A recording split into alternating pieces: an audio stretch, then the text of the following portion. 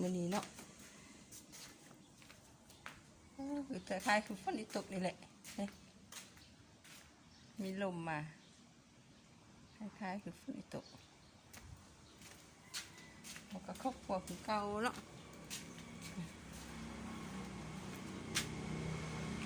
ต้มเจียวปลาต้มเลยล่ะ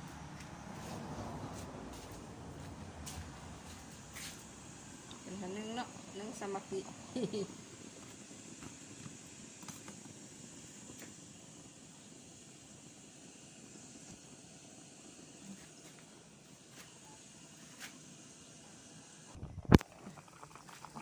เทียมซะแล้วเนาะผักเทียมซะแล้วเลยผักบัว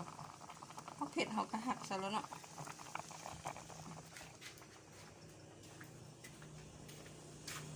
ตัวนี้ก็ปลดไปเลย